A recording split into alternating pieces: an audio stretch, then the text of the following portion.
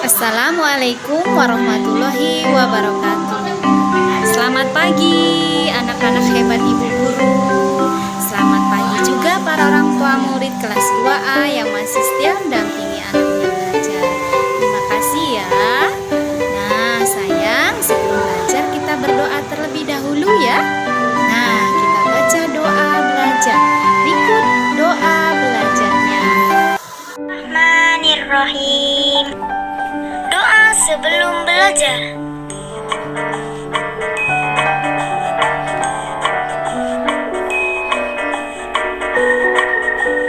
Assalamualaikum kawan-kawanku. Kita belajar yuk agar kita menjadi anak yang pintar. Jangan lupa kita berdoa dulu. Rabbi zidni ilma warzuqni fahma. Ya Allah, tambahkanlah aku ilmu dan berikanlah aku rizki akan kepahaman. Anak-anak yang Bu Guru sayangi, hari ini kita akan belajar tema 6, subtema 3, pembelajaran ke-6 yang ada di halaman 145 ya sayang ya. Nah, tujuan pembelajaran yang akan kita capai hari ini adalah 1. Kalian dapat menemukan penggunaan tanda titik dalam kalimat. Yang kedua adalah nanti anak-anak dapat memperbaiki ejaan dan penggunaan tanda baca dengan benar, baik tanda baca titik maupun tanda baca koma.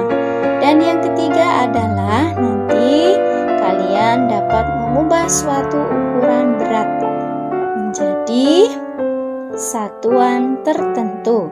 Nah, satuan ukuran berat itu ada kilogram, ada ons, ada gram.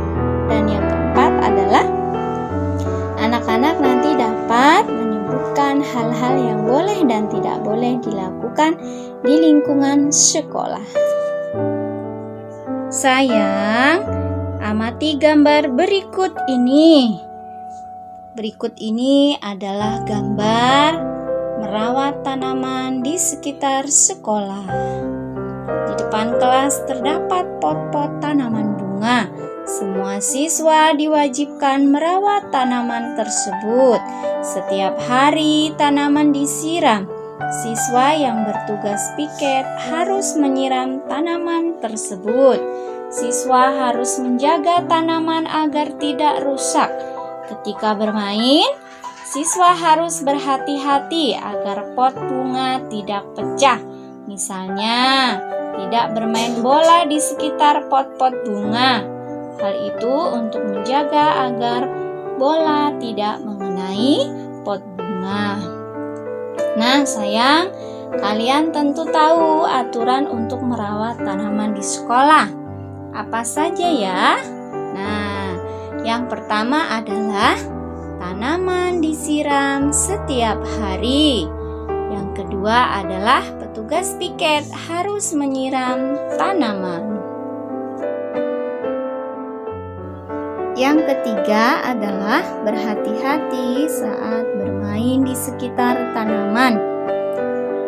Sayang, itu adalah aturan untuk merawat tanaman di sekolah. Nah, apa akibatnya apabila aturan itu tidak kita patuhi? Tentunya tanaman akan layu karena tidak disiram. Kemudian tanaman akan rusak karena kalian bermain bola di sekitar tanaman, dan tentunya akan mati ya karena tidak menyiram secara teratur. Itu adalah akibat apabila aturan merawat tanaman di sekolah tidak kalian patuhi. Tentunya tanaman akan layu, rusak, bahkan akan mati. Nah, selanjutnya Beni ingin bermain bola di sekitar kelas. Bagaimana sikap kita? Nah, sikap kita adalah mengingatkan Beni supaya tidak bermain bola di sekitar kelas karena terdapat banyak pot-pot tanaman bunga. Nanti akibatnya tanaman yang ada di pot-pot itu akan rusak karena terkena bola. Anak-anak, pada halaman 147 kalian menulis percakapan antara Lani dan Udin menggunakan huruf tegak bersambung. Semangat ya anak-anak, tidak boleh mengeluh dalam menulis huruf tegak bersambung atau elok. Nah, kita baca juga percakapannya. Lani, hari ini aku mendapat tugas piket kelas. Udin, sama Lani, aku juga piket hari ini.